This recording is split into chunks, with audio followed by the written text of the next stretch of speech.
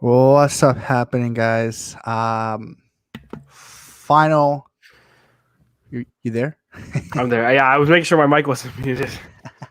Final final score of the first game of the MLS is back tournament. Inter Miami 1, Orlando City 2. So for now, Orlando City has a little bit of bragging rights over who runs Florida. Um, Overall thoughts, Austin, on this game. Positive things that came out of it, negative things that came out of it. Let's just start there. Uh, Negatives a lot. No points, and I think that we were definitely unlucky to come away with no points. But I I have a lot to say about the officiating. I will say that I think that Mhm. it was very terrible in the first half. I think Orlando, especially Dom Dwyer, was very reckless all of the first half. Second half, I think that we were not given a lot of the calls we should have had. If Argudo stays down in the final minutes of this game, it goes to VAR. It's a pen. I think I don't know if there's some kind of bias with this referee. Same thing happened in DC. So I don't know. Overall, we get the loss, though. I don't think it was the worst performance we've ever had, but we do have problems going forward. Um, and even after all the subs, it wasn't the most convincing side. I think we played better in the first two games, but look, this is our first game in 124 days. Yeah.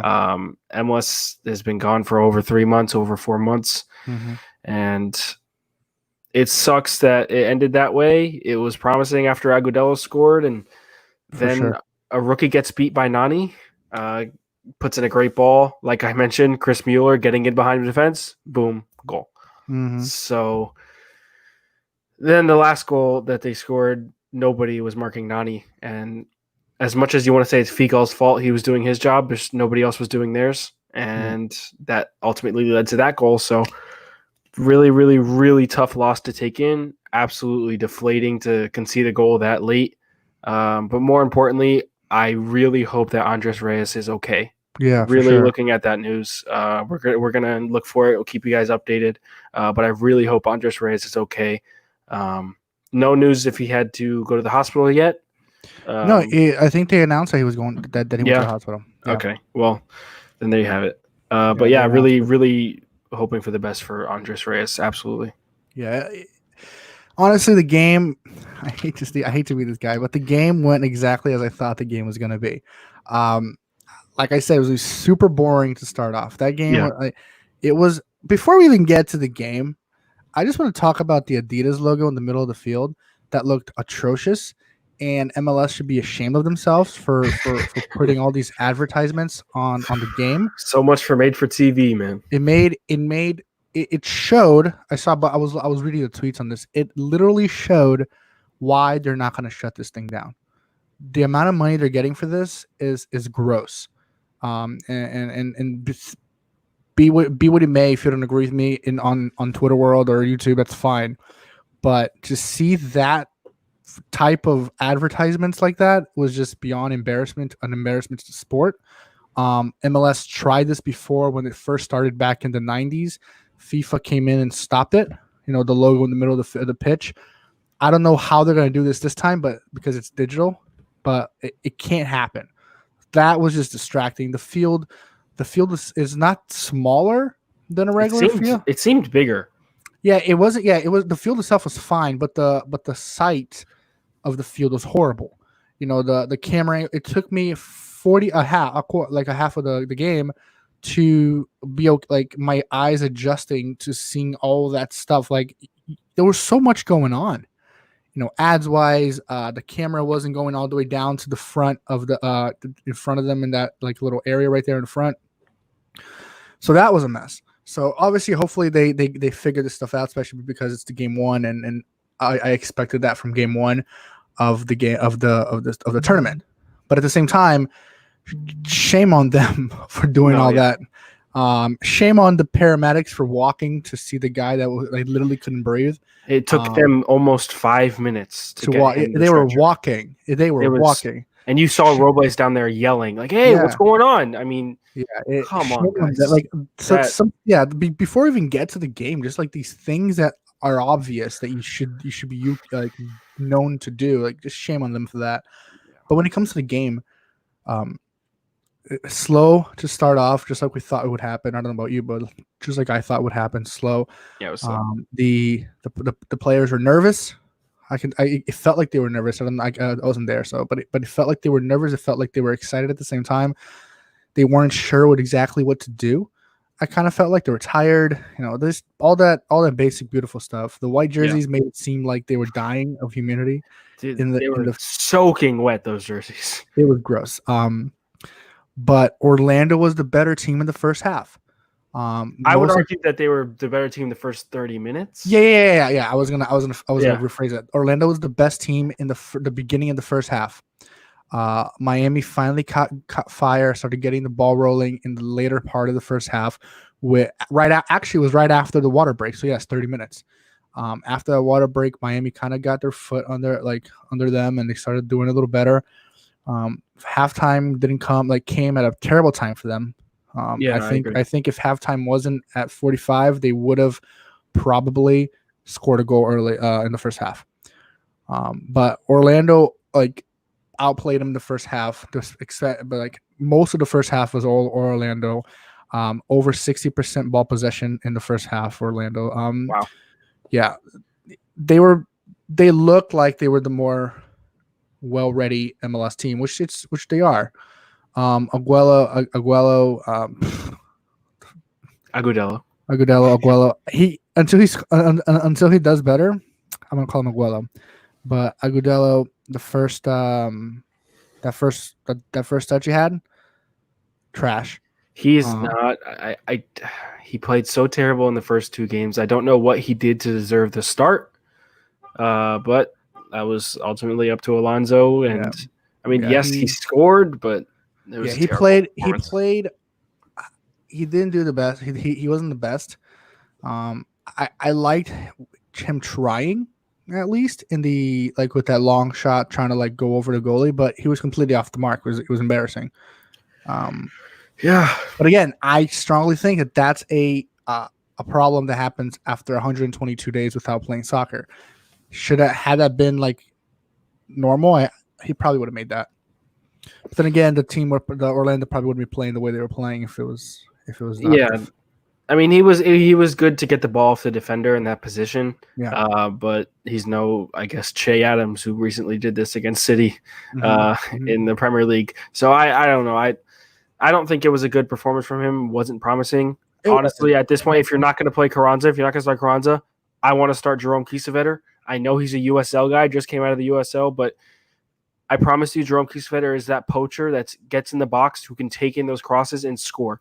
Agudelo had a perfect chance in the first half to finish. Yeah. All he had to do was get the ball on target. It's going in, and he was way off base. Yeah, Agudelo finishing that any day. I don't want to see Agudelo start again. Yeah, Taylor Twellman pretty much touched on this during the broadcast. Agudelo has always been known as the future guy, the guy for the future. But he's 27, 28 years old now, around there. The future doesn't exist anymore. It's now. He needs to do better now, improve himself now, because he's not going to find another team in MLS if he keeps playing like this, he'll be in the USL very, very shortly. Right, if that. To be honest with you, if that. But overall, in the game itself, throughout the entire game, Orlando 58% ball possession, Miami 42. Passing. Let me talk about the possession. Yeah. Because the midfield for Miami, Ulloa and Trapp, who was so solid together in the first two matches. I said this over on the Twitter multiple times. Were awful. They showed no presence. They didn't get in front of the back line. They did not help them distribute from the back. Our defenders were not able to make any passes. So there's no way you're holding possession. If you're just hoisting balls up from your back line all the way up forward, you're going to lose it. And we were so good those first two matches at, controlling the midfield game. And we didn't, and it showed majorly. As you can see, 58% possession lost to them. I wanted to see a lot better from Trapp and Ulloa, and then you did for a little bit. Ulloa got forward, assist. There was beautiful interplay for the goal. Ulloa gets the assist. Oh man, good point, Ray Bravo with Robles. That was unbelievable, and we are so lucky to have that man in the back. We have to appreciate him more and more every single day. Robles, I same think thing with he, against I LAFC. think he's calling him out, bro. I Oh, don't has think. to be that first goal. Yeah, yeah. I think he's calling him out. Let me put it Oh, up. Hold on. okay. Robles has to save that first goal. Can't just be a leader. Gotta perform too. Yeah, Yeah. it's tough. I played a little bit of keeper at the high school level, if that says anything, but I think that you can definitely call him into question when it comes to not going for the ball when it comes across the face like goal like that, like it comes across the face of goal. Yeah. The save itself, he was inches away. I don't know if that's the easiest thing. I think Mueller did a great job. If I got to be honest with you, Mueller did a fantastic job to finish that.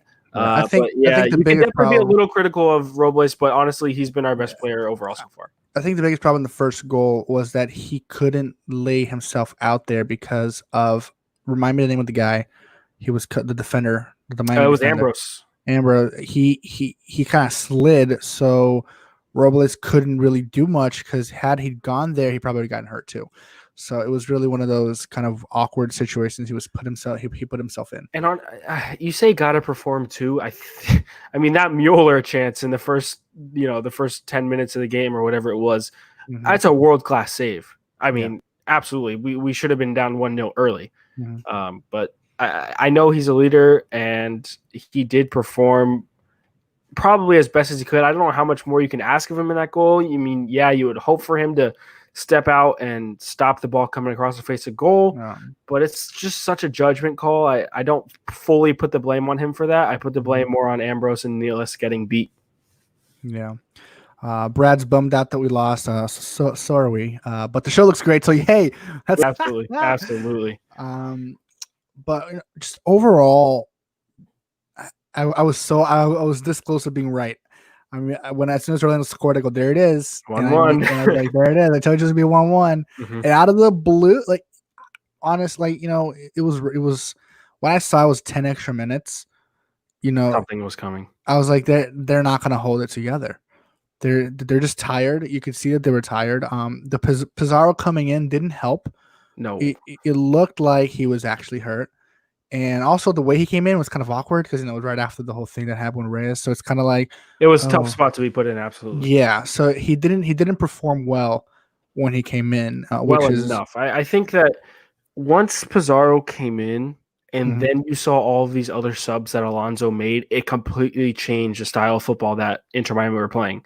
The midfield was a lot more involved, and we were actually holding possession at 1-1, a lot. Lee Win, Argudo, Jay Chapman, everybody who came in at that time, we were holding the ball a lot more. Carranza didn't get, as much time as we would have liked, so I can't really, say anything to his performance, but it's good to see him on the pitch after being injured for so long. Miami had one shot on target all game. Yeah, I think it's important to say. If you don't shoot on target, you're not going to score goals. That's the basic premise of soccer, and that sounds as dumb as it sounds. You have 8 shots on total. 1 shot of those are on target. Gotta do better. And again, it's part of it is that it was a weird lineup that we had, and we went way into much depth about this at the start of the pregame show, but got to be better. There's no other way to talk about it. If Orlando, if I remember correctly, when we first start our first show, you said Orlando was going to be an easier opponent. If you can't beat Orlando, I don't know how we're going to fare again. I mean, Chicago is not great this year, but that Philly game could be really, really rough. If we don't beat Chicago, we're screwed. But if we do, we have to show out against Chicago, or else Philly is going to be a whole mess of trouble. Yeah, you got to start making and they did well in the second half. Let's give credit where credit's due. In the second half, Miami was playing really well. When to start off, a goal right off the bat. Played strong, was defending well, but then the whole thing with Reyes happened, and that's when they lost their momentum. And that for Orlando, that couldn't have come at a better time because they were about to go down 2-0. Yeah, and having that stop the game and having the players be emotionally invested in that, probably affected them in a way that obviously like there's nothing. It's nothing you can do about it. It's like it happened, so it wasn't like, oh, how dare that happen? It happened, and that affected the game. Had that not happened, Miami probably would have gone out of there with 2-0 win at least, because they were playing a lot better than Orlando in the second half. I just hate that the new thing for this team, I guess, is what could have happened or what should have happened. What do we think? Like, there's always some instance that happens in the first 3 games that we played that have resulted in 3 losses, but it seems like it's almost an unfortunate incident every single time. Yeah. Carlos Vela magic, the terrible refereeing in the DC game, and then this with Andres Reyes, and honestly, the terrible officiating job again. I mean, it sucks that we aren't able to pull out results. I wouldn't say it's fully due to these unfortunate incidents, but I think we have a stronger team than 0-3. I will say that. It's also an expansion team. Yeah. So when you look at it in the terms of expansion, they're not really far off. See, here's the thing. We were never going to be Atlanta, right? Yeah. But I don't want us to be in the same boat as a Cincinnati or a Minnesota. I think that we are a tier above that. But I agree. We are above Minnesota, Cincinnati for sure. But I mean, to me, the season started today.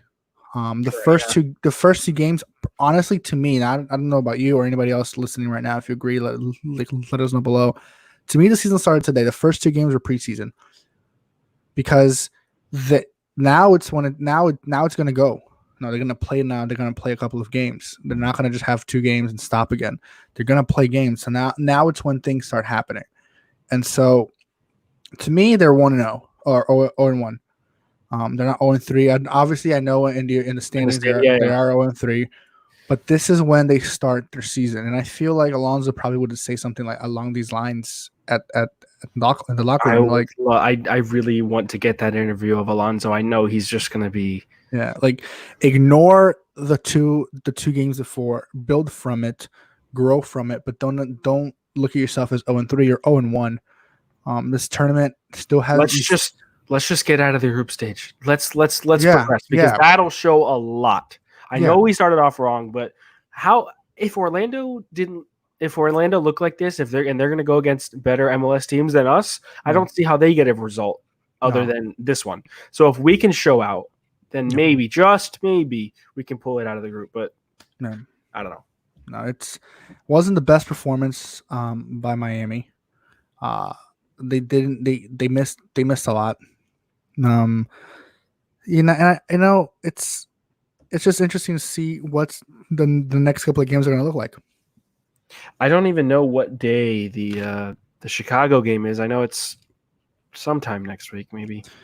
I believe that the next game is the 14th.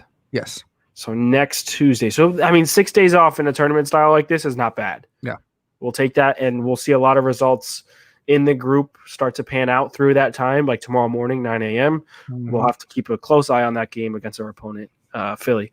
Yeah. We don't play New York City, but they are in the group. So yes. Couple of other interesting tidbits from this first game. They have to another reason, like I don't know if I mentioned this on air or off air, but they should really invest in crowd sound. I don't know if I agree. No? I like the raw sort of feeling that you get listening to players and listening. You could hear Alonso press every time they lost the ball. Press. I think that I like that, and I like the fact that they had to put like a viewer discretion warning at halftime. Oh, they did. They did. So I like getting to hear the players and it to be like raw. I'll tell you what, dude. I almost fell asleep in the first half. The first half was rough. I'll give you that. But I think throughout the tournament, it's going to start off rough, but it'll become more comfortable, I think. Yeah, I was like first half. I'm there like barely hanging on. I'm like, I gotta stay up.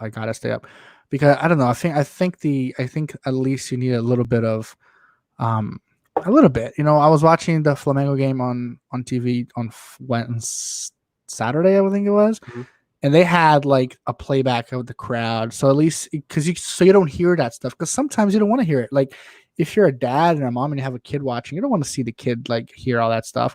So it's a mixture of both. Like I love it. I like the idea of having like listening into the players and seeing what they're talking about. Same time, I kind of don't. I don't know. It's just weird. Like I'm 50-50 on it. I wasn't sold on it. Okay. I Yeah, no, I mean 100%. that's fair. I definitely get it. I 100% did not like the advertising everywhere. That was tough. That was That tough. was hard to watch. But you know what? Soccer's back. We finally saw a game. Actually, Brandon on YouTube is letting us know the game on the 14th is actually 9 14th. a.m. Oh, So it's at 9 a.m. Wow. 9 Okay. a.m. game. So Waking up early. that's going to be an interesting one. Yeah, I don't think there's going to be a pregame for that one. Ooh, maybe not. we'll see. Maybe we'll do the pregame the night before. The night before, pregame. Yeah. But no, yeah. So overall thoughts wasn't it was lackluster. I think the word I would use for this would be and disappointing. I was hoping, I was expecting at least a draw. Yeah. And to come out with 0 points is not the way you want to start the tournament, especially with having so much pressure on yourself as is. I can confidently say that I don't think that this is a bad side, but I don't want to come complacent with getting no points from games and saying that we should have won or we are better than that. Because you got to stop doing that. Yeah. We have to show out. Okay, Yep. The first 2 games, fine. Yeah. This one, you had to get a result. You just did. I know I can go on and on about the refereeing and some of the chances and how the game panned out overall, but you have to come away with points. And if you don't do that, you don't look good. And as much as you want to say you look good because that's your team, points are always needed. So there's going to be a lot of adversity for the next couple weeks with this side, trying to get out of the group stage. Yeah. Hopefully they can pull it out so we can have more talks like this, Pedro. I love these. Yeah, really good. But what to you? Who do you would be a player that stood out for the game though? Like it was a loss, but who do you stood out for Miami? Yeah, because I think we're gonna have the same player. Honestly, I'd say 3. Okay, I said 1. I know. I'll give you Figal, Nealis, and Morgan. That's what I thought. Yeah, I was going with Morgan. I think Morgan played well, although he was going. Here's the thing: Morgan got subbed off, but he was with this attacking front that does not match his quality and doesn't deserve to be on the same field as him. I've got to be honest. Pellegrini and Agudelo are just not. I can't get behind them. I think that if Pizarro was on, at least for one of them, it'd be a lot better. Luis Morgan would have, it would have shown out better. But I think he did as much as he possibly could. He's a really good set piece taker, which I didn't know, but good to learn. He's really good. He almost scored 2 goals for us. Yeah. I think that listen, I'm really high on Luis Morgan. And yeah, I would say it would be him or Figal, to be honest with you. But I was impressed by Nealis as much as he gave up the first that goal. I think he showed great maturity throughout the entire match, playing on that wing, having to deal with Nani all game.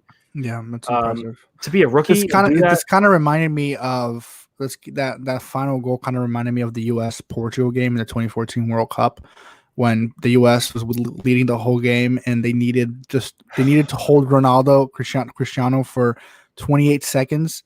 And they couldn't hold Cristiano for 28 seconds, and they got the game draw. that ended 2-2. Yeah, 2-2. Yeah, they obviously that was a draw. This was a loss, but it's kind of like I felt like the same deflating, absolutely just heartbreaking. Because they Miami held on for a whole game, and that last 3 minutes, he did such a great job on Nani all game, and then the last 3 minutes. When he was really good on Nani, we were playing that 5 in the back, and Nealis was playing super far wide, and he had the backing of 3 center backs. Yeah. Once we moved to that 4 in the back formation, it caused so much trouble down the wings, especially because the game had opened up by then. Players were tired, 4 at the back, less defenders, having to run more and guard more one-on-one led to, honestly, both goals. Yes.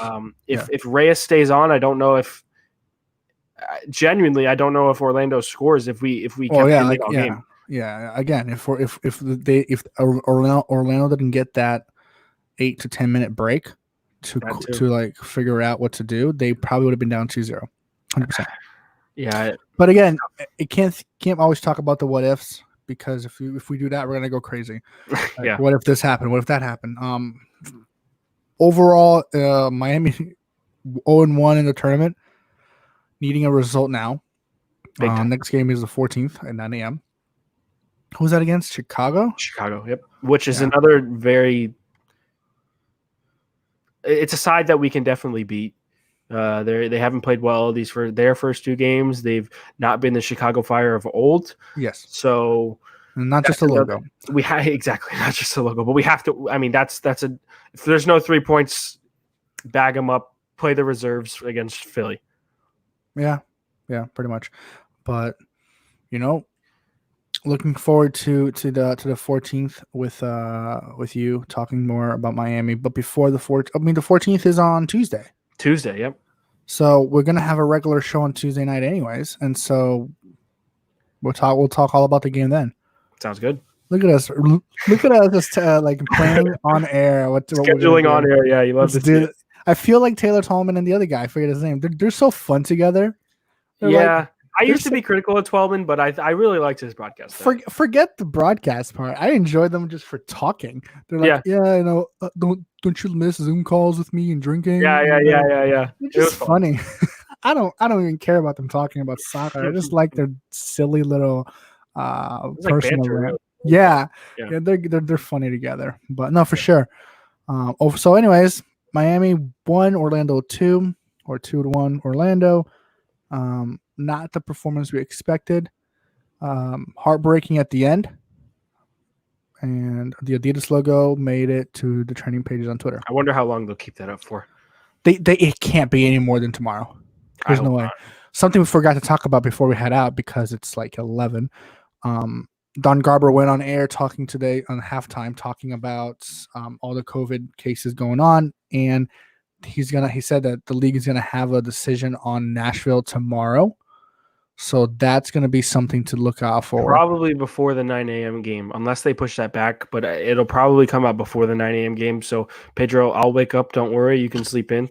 And I'll have that covered on the 90 Minutes Strong Twitter page. And, I mean, we'll follow the tournament a lot. Yeah. Not just Inter Miami. It won't be as closely as Inter Miami. But, like, if this crazy news comes out about Nashville having to drop out, we'll be right on that. So make sure you follow the Twitter page. Yeah, listen, sir, I'll be up at 7 a.m. tomorrow, so don't come at me. See you then. But yeah, guys, it's good for us for the first time here. Doing a post game, pre and post game was fun. Unfortunate result, but like we just talked about earlier, it's a new team. Only 3 games into their life, a lot can happen, and everything. A lot of things will happen. So we're going to be good in the long run. It's just frustrating for sure. It's a very frustrating loss. Very frustrating and deflating, and hopefully we turn this around come next Tuesday. Yeah. So follow us on Twitter. We're pretty active right now on 90 Minutes Strong at 90 Minutes Strong. We got post game, all the games, all the stuff. We're gonna be like Austin said. We'll be covering all the MLS's back tournament. So we'll see you guys there. Have any comments, questions, concerns about the show? Send us a tweet. Either of our Twitter handles are right there on the screen, or you can just send it to 90 Minutes Strong. But yeah, so with that, we'll be signing out from our first post-game Inter Miami post-game MLS tournament thing, whatever we're going to call it. The Mickey Mouse Cup post-game show. There you go. All right, guys, take care. See you guys.